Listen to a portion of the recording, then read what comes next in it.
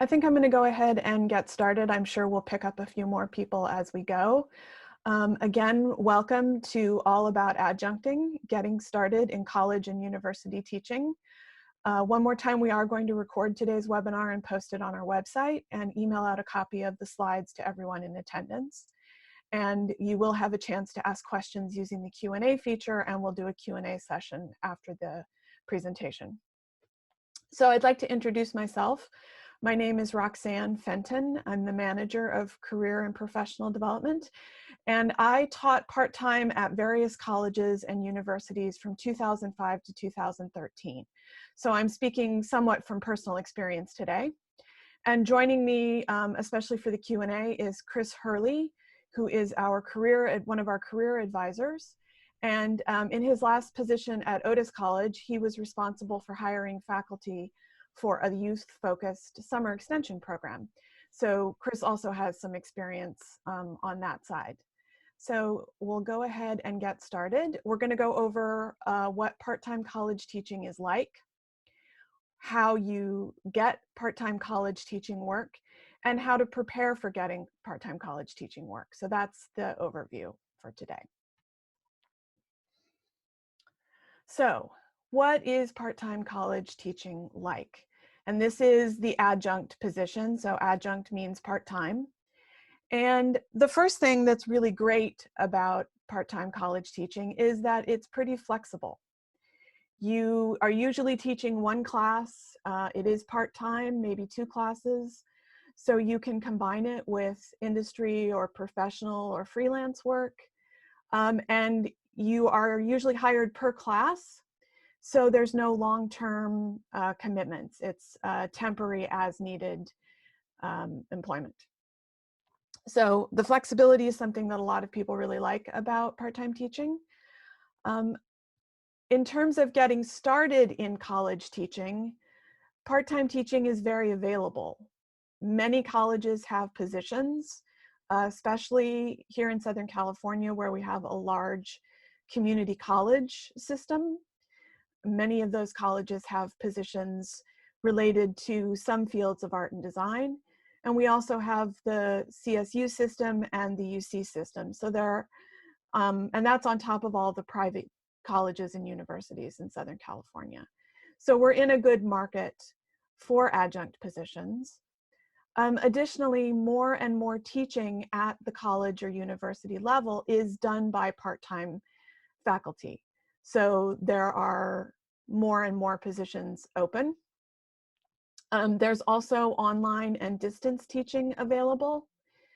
And because of the flexibility, you can often teach classes at multiple colleges and universities.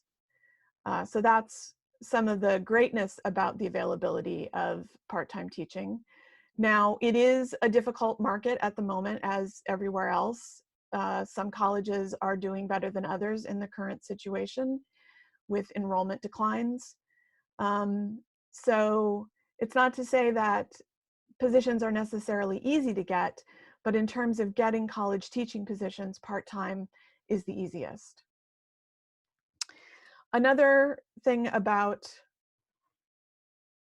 there we go. Another thing about part-time college teaching is that the responsibilities are clearly defined. You are hired to prep, teach, and grade the class or classes that you're teaching, and you don't have meetings, committees, service requirements, and some of the other things that full-time faculty are required to do. At the same time, you may or may not be asked to hold office hours when students can drop in and see you. So that can be an additional commitment, or it may not be. So pretty much when you're doing part-time teaching, you show up, you teach your class, you interact with students around the class, and you go home. That can be great if you're doing other things. It can feel a little isolated as you're not maybe as much of a part of the college campus life. So that's something to consider as well. College part-time teaching does have some limitations. Pay is based on the hours that you are in the classroom, and you're not usually paid separately for prep and grading. So the more time that you sink into your preparation and into the grading of the assignments, the less you're making per hour, in effect. And teaching a course for the first time is a lot of preparation. So that's something to consider, though, if you are able to continue teaching the same class or classes over time, that level of prep does go down as you have your basic materials ready. The classes that are available to adjunct faculty tend to be larger and intro-level classes that may be different at some private colleges or at Art Center, where the focus is on a largely part-time faculty that has been hired for their industry experience. But if you're working in the community college system or the UC system, you're definitely going to be teaching those intro level classes. And that can be a great thing, or it can be not what you're looking for if you're looking to get into more of the advanced coursework. You may not have total control over your class. The number of assignments that you give, the text that you use, those sometimes are chosen by the department and set into the curriculum. And while you have control over what you teach, you don't have control over every aspect of the course. So that can be a limitation in some places. Finally, part-time teaching is temporary, it is contingent. So if a class doesn't get full enrollment, the class can be canceled at the very last minute. And so hiring also can go at the very last minute. And the wages are such that it is very hard to make a living just doing part-time college teaching. It's a great thing to do in conjunction with something else, but it is hard to sustain yourself doing just the teaching on its own.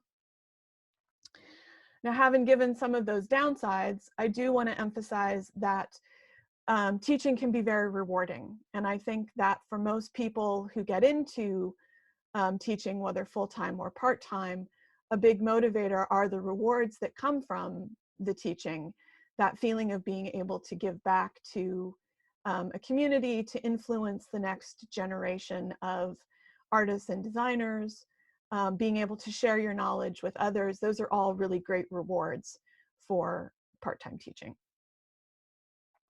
So that's a little bit about part-time college teaching. Let's talk about how you get hired. And as the slide says, networking is key. Hiring for part-time positions is very local.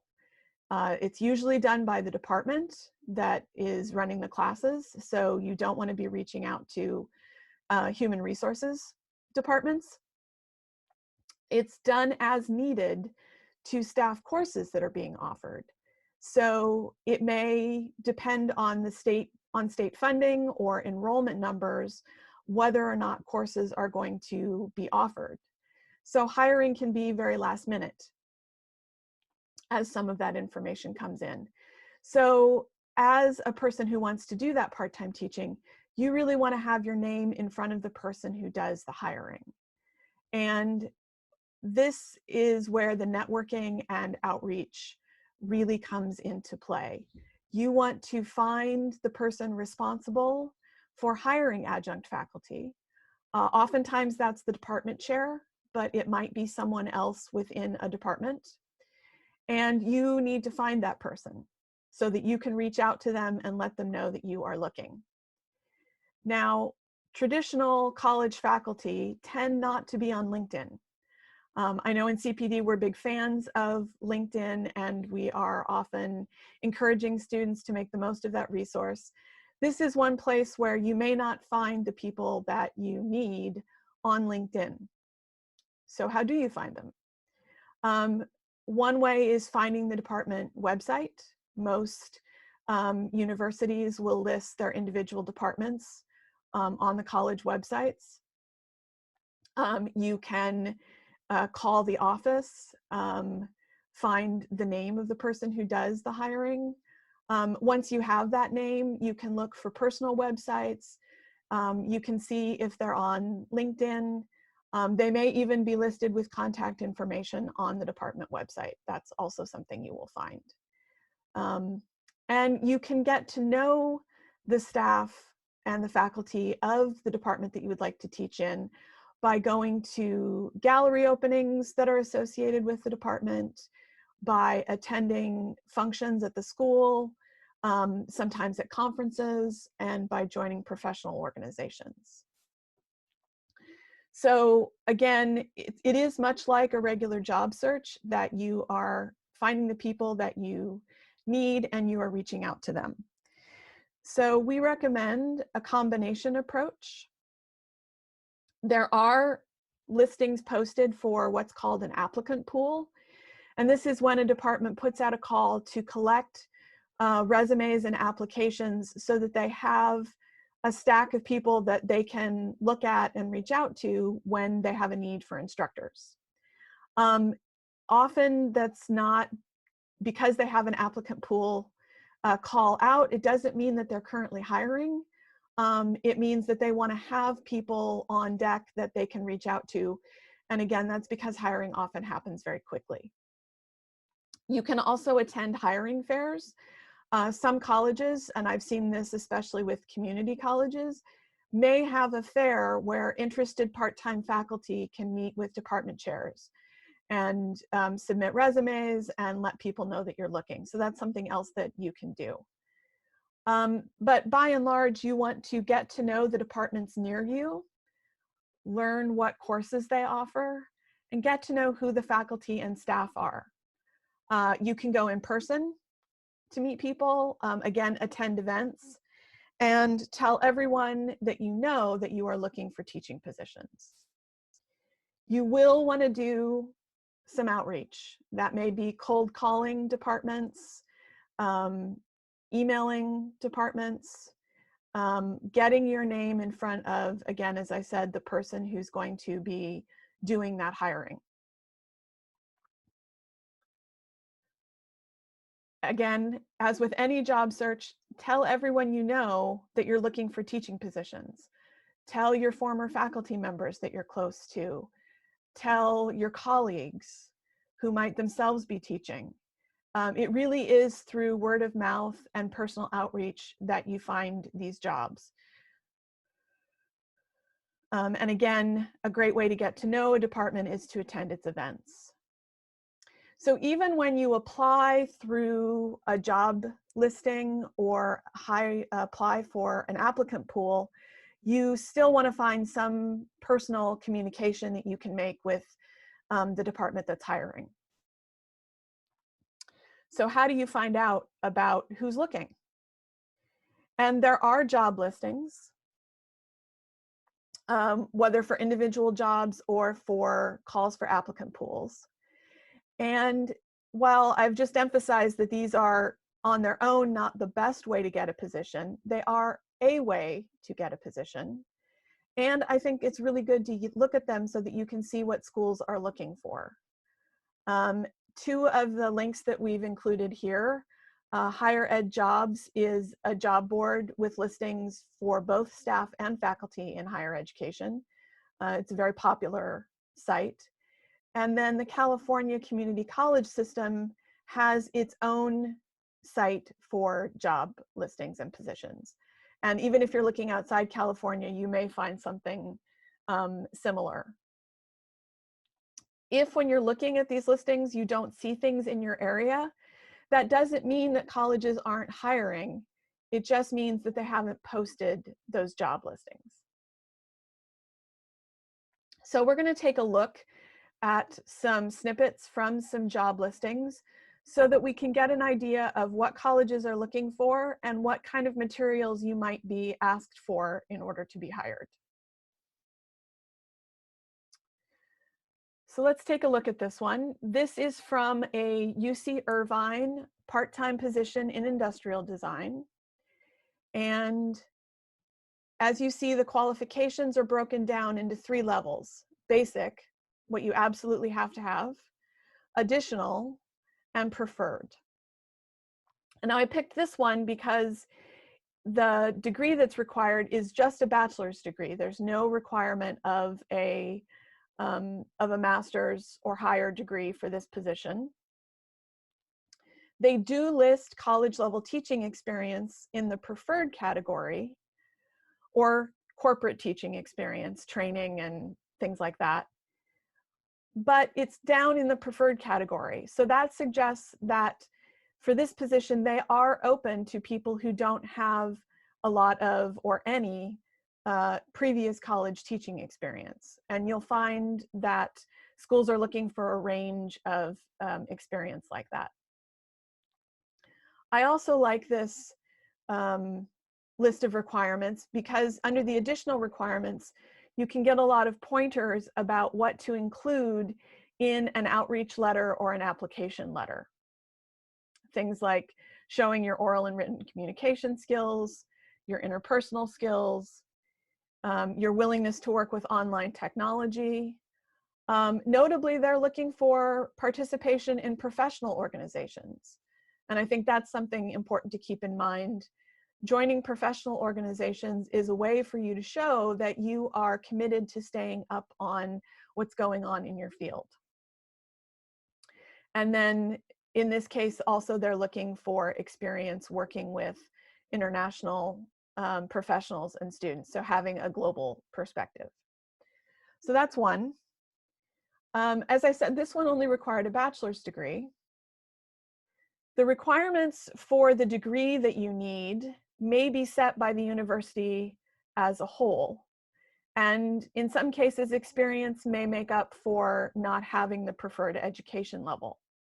So this from DePaul University in Chicago, again for a part-time industrial design position, asks for a master's degree or a certain amount of graduate level coursework, or a bachelor's degree with 5 years of experience in professional experience. And I also wanted to point out this, they are looking for people who are used to working and teaching in a diverse learning environment. And that's something else that you're going to see over and over in requirements and in application materials. You may see the term terminal degree, that is the requirement, and that's the highest degree in your field. PhDs and other doctorates and MFAs are considered terminal degrees. That is, there is no degree that you can get that's higher than that. A Master of Science degree may function as a terminal degree if there's no common doctoral degree. So for example, in industrial design, it's not common for students, for working professionals to go on and get a doctorate. So having a Master of Science in industrial design may function as having that highest level degree. It is also a common requirement from some schools that you have a higher degree than the level that you're teaching. So if you're teaching bachelor's students, then they want you to have a master's degree. Again, this varies greatly by school and by field. So just to recap from what we're looking at here in these job requirements, what should you prepare, what should you have as you go looking for part-time college teaching?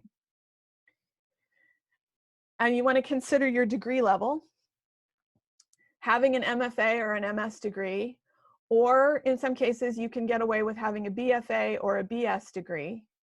And again, this is going to depend on the college that you want to teach at and the field that you're in. In the research that I was doing to put this together, I found that the more common it is for professionals in this field to have a master's degree, the more common it is for a master's degree to be required. So when I was looking for art and photography listings, where it is fairly common for people to go to grad school and get an MFA, it was more common that schools were looking for that advanced degree. Whereas when I was looking in industrial design, where master's degrees are less common, more schools were looking for a bachelor's degree as the highest level degree. You're going to want to have some industry or some artistic experience that you can point to, especially if you don't have the highest possible degree. Oops, I lost my headphone. And in some cases, which we'll see in a moment, schools are looking for people with both industry experience and with college teaching experience. And you're all familiar with this from your own education here at Art Center, where faculty are hired because they have that industry experience, and it's that closeness to industry that the college is really relying on in your education. And finally, just to remind you that membership in professional organizations is something you can point to that says you are keeping up with the developments in your field and that you are a part of a larger artistic community, a larger design community, a larger professional community. So that's a little bit about what colleges might be looking for. I think it's always good to reach out, even if you don't think that you have the perfect combination of what they're looking for, as long as it's not too far away. I wouldn't try to get a job from a department that you know requires or likes to have master's degrees if you've just graduated from your bachelor's degree, for example. All right, let's look at what you might be asked to submit to apply for a job, or what you might want to include when you reach out for a job. So this is the list of application materials for a fine art part-time position at San Bernardino Community College District.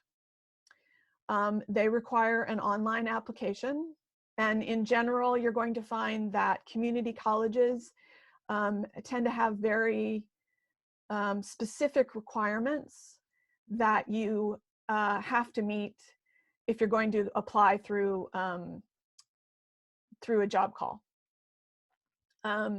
Also that they'll have minimum requirements, and if you don't meet those minimum requirements, you have to show how your experience is equivalent. They're asking for a resume, and we'll talk about resumes and CVs in a minute. A cover letter, and again, looking at the description of the position is a great way to see what to cover in a cover letter. They ask for a separate statement of your teaching philosophy.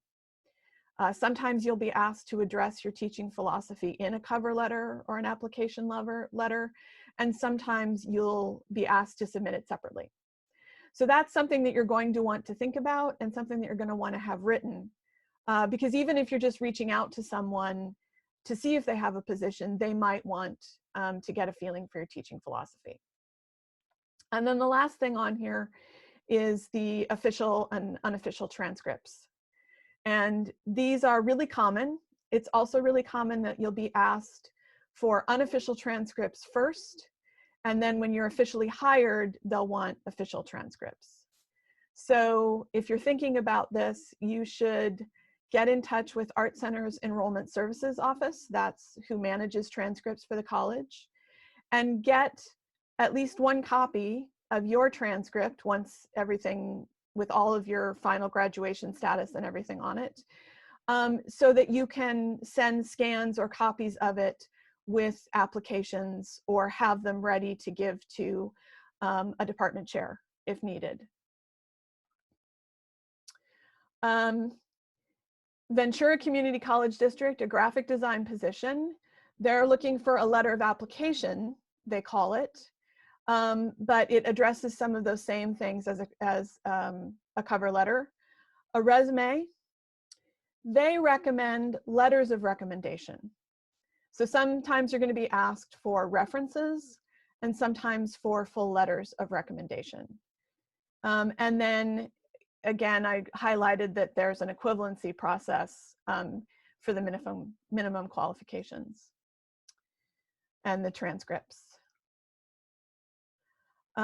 This is for a full-time temporary graphic design position at UC Davis. And they also ask for a CV, for a curriculum vitae.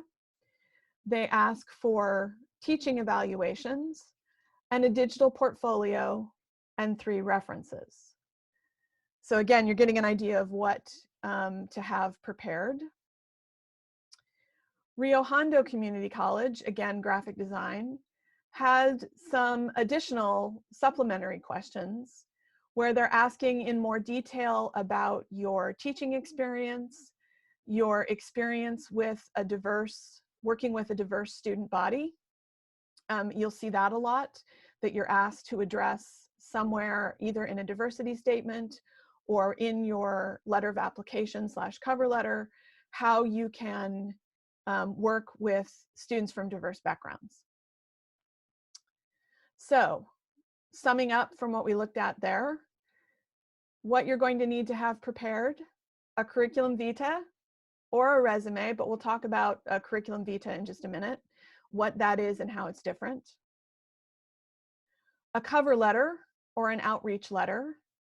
And again, this is a place to discuss your teaching philosophy, your experience with diversity in the classroom, your fit for the college, for the department, for the courses that they teach. And I did want to highlight that we are doing a workshop later this term discussing diversity, equity, and inclusion in the job search and how you explain your experience with that. You'll want to have a portfolio. You'll want to know how to get your transcripts and have usually 3 references or 3 letters of recommendation.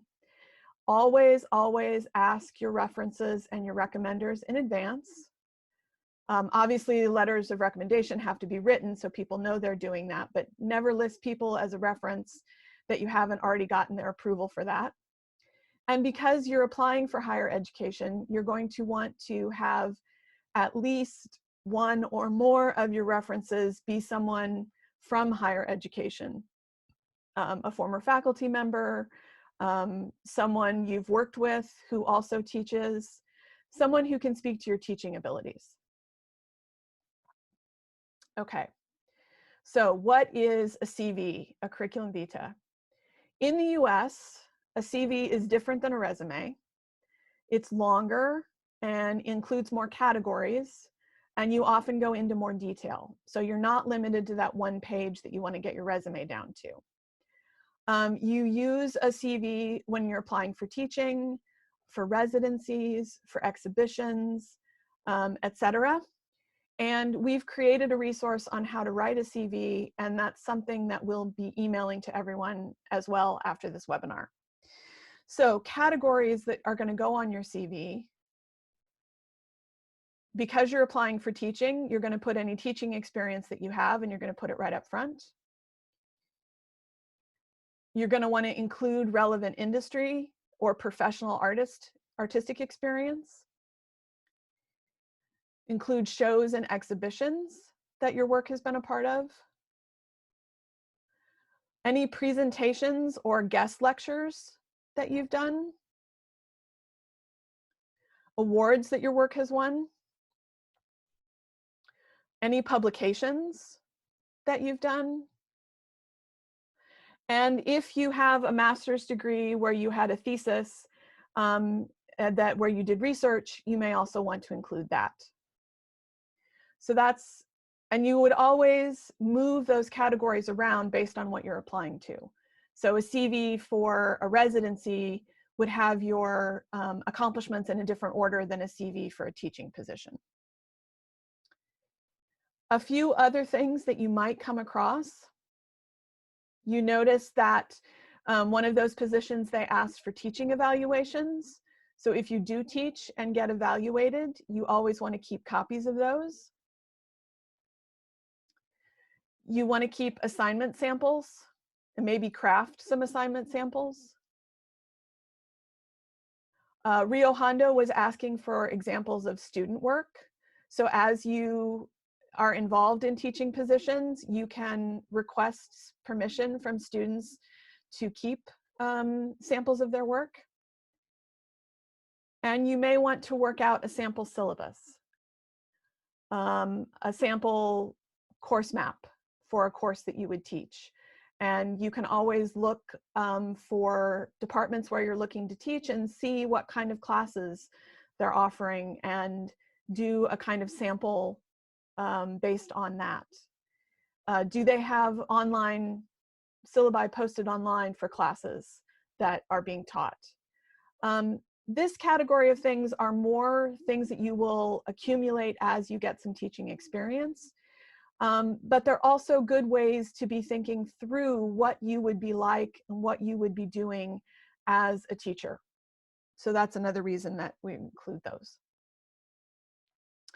We have a spreadsheet to help you organize a search, keep track of who you've reached out to, what you've sent them. And again, this link will be in the slides that we'll send you at the end. Well, not right at the end of the webinar, but later today or tomorrow. Finally, you might be saying, well, I don't have any teaching experience. How do I get started? So you want to look for ways and places that you can get in front of different groups in a teaching capacity. Any opportunity to guest lecture that you are offered. You can also look into museums and their educational programming and possibly propose an educational event for a museum.